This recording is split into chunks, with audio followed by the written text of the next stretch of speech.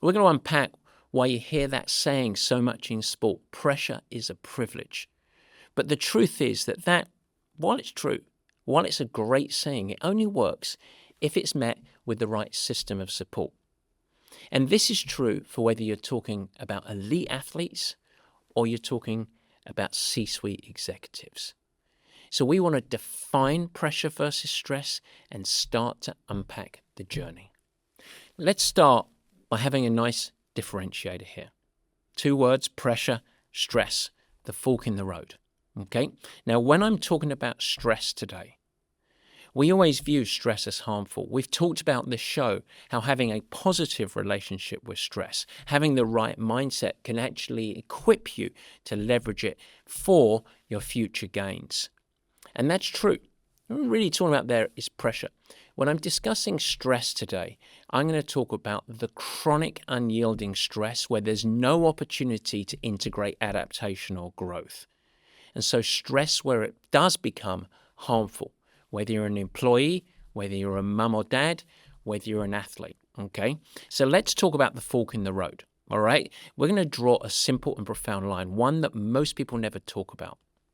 When we think about pressure, and pressure is a prerequisite of growth in my mindset. When we think about pressure, what that is in any arena in life is high demand, and that's a truth, whether you're looking to elicit gains in sport, whether you're looking to build your own business, whatever it might be that you care about, you're living in an environment of high demand. But coupled with that demand is great agency. Okay, you have autonomy. You have the skill set, the ability to actually meet that demand. And that's where things get really, really powerful, really positive. It's a challenging situation, but one in which you have the tools to respond to that challenging situation. You have the belief, the clarity, the focus, the support, and the readiness to step up and meet the demands. Now, there is a mindset component to this. There is a physical platform of health. We are ill-equipped to step up and meet those demands if we are existing in a fog of fatigue the whole time. One of the reasons why, across the broad spectrum of people that we talk about on this show, we always start with the physical. It's important to have a foundation of health. Fatigue makes cowards of us all. And so we want to have that. That's a catalyst to then get the agency coupled with the mindset. But when we think about high pressure, it is tough, challenging, not very comfortable. It's demanding, but you have agency. And that's a huge component that creates a catalyst for performance evolution. Alrighty? With that in mind, if you think about high performance, and we think about high performance in sport or any arena in life, the truth is that high performance isn't really related to the actual amount of pressure, the amount of demands that you face.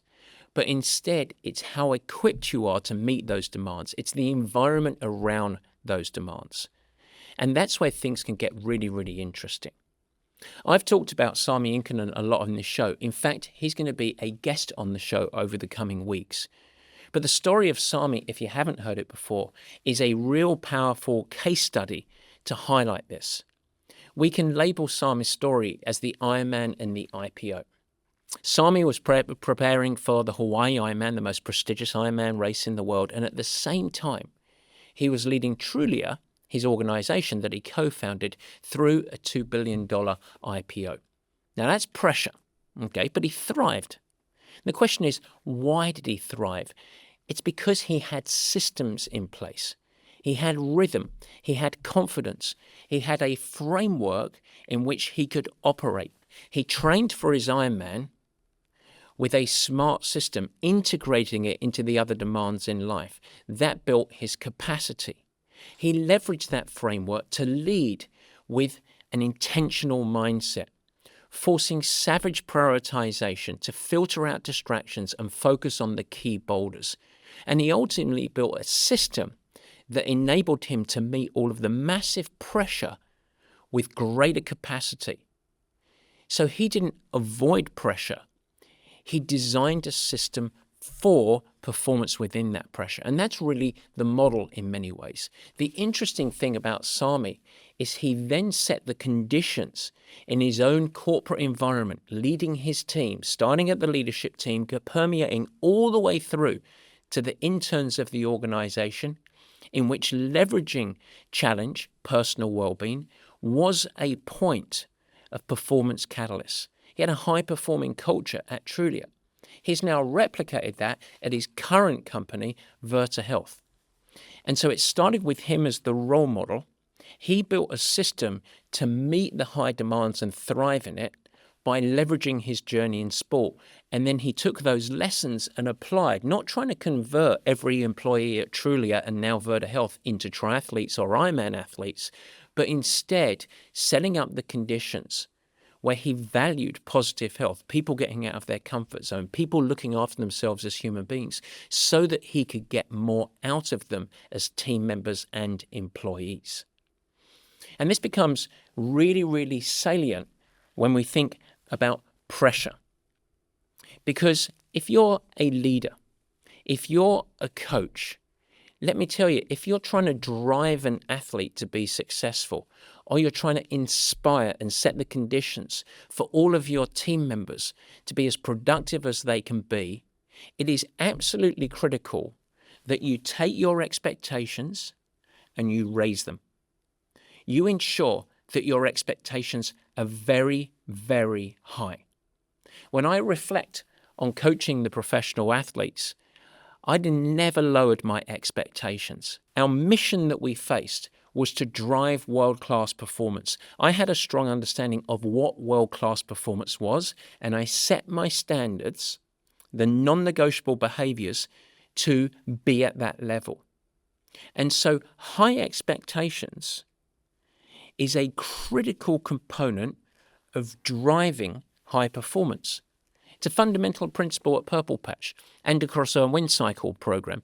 It applies equally in business leadership as it does in coaching and sport. If you want great results from an athlete, from a team, you've got to put them under high, here's the word, pressure. Okay? Now, this is only going to be successful if that pressure is paired with massive support. Because if it's not paired with support, that's where things start to get undone. You start to hear words like burnout. And ultimately, that pressure turns into chronic, really, really damaging stress that the person or the athlete is ill-equipped and able to adapt to. They can't perform, and that's when things start to break. Now, of course, the reverse of this is true as well. If you lower your demands and expectations, well, you're going to start to have a real challenge on your hand as well. So let's think about it as a simple matrix here. You've got your x-axis as you go along from low demand or expectations to extremely high expectations. And then let's balance that with the y-axis, where you go from a low support environment to a very high support environment.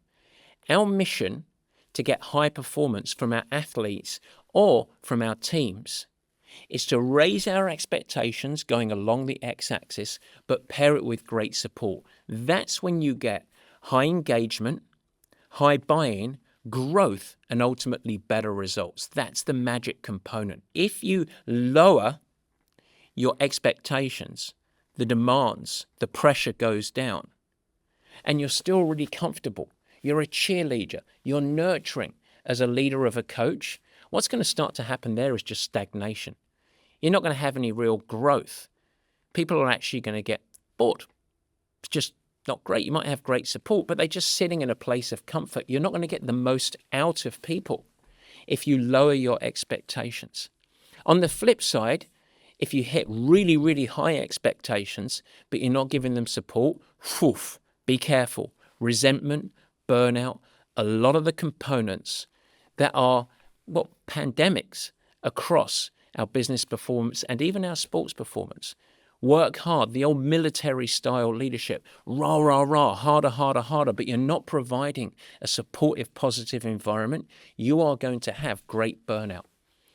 And then if you have low on both, not many expectations, not real support, that's where you get the worst word of performance, apathy. People are just going to leave, be uninterested. They're not going to get results. They're going to quit the sport. And so our mission, when we think about performance gains, is to set very, very high standards.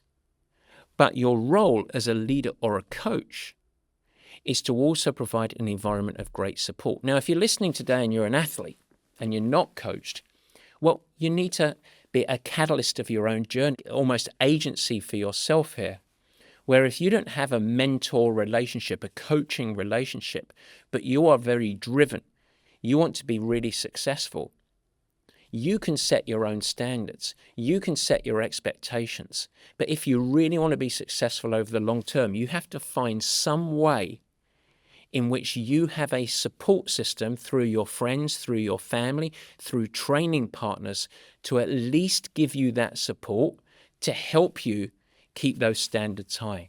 It's a very, very rare, and it will never be optimized to just go on a singular journey. That is why every great champion athlete loves and demands to be coached. And that is why the higher you go in organizations, the much more likely it is that somebody reaches out for external support, for a sounding board, for coaching.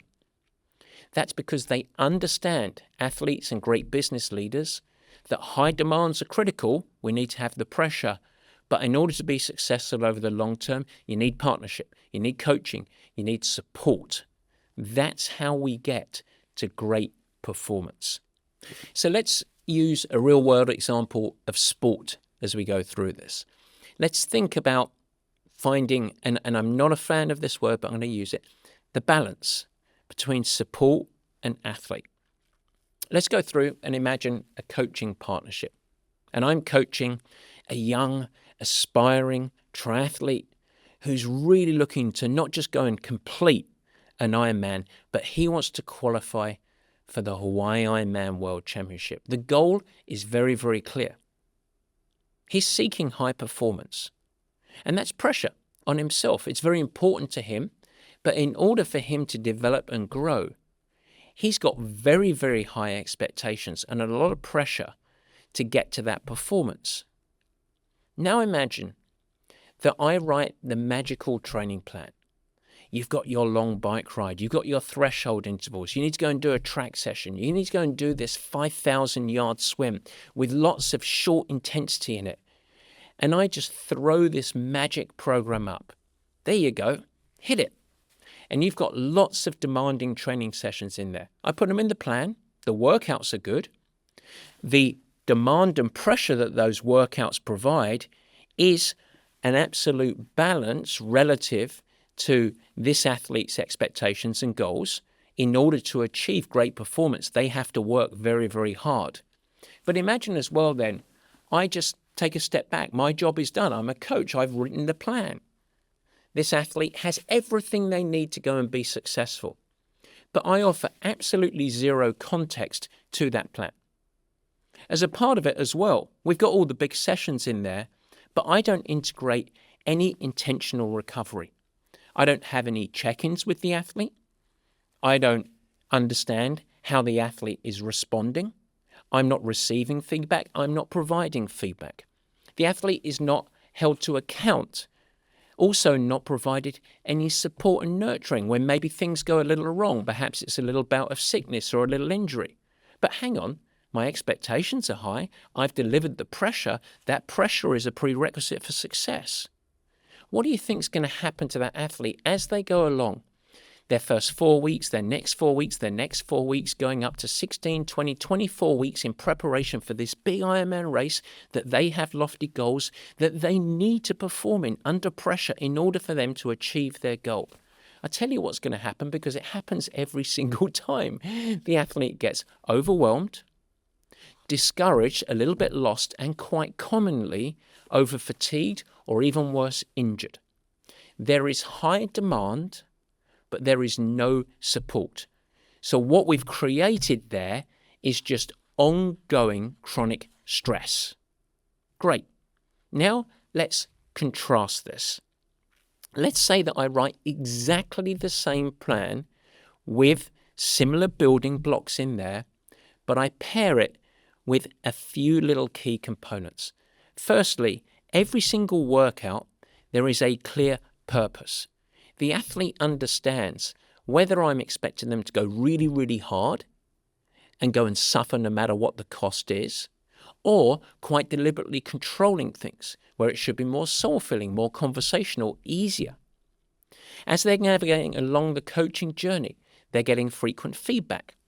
They're getting some mental coaching around maybe when they're finding things challenging, or they pulled the pin where it was just too painful or challenging and they just said, I just couldn't face it today, whatever it might be.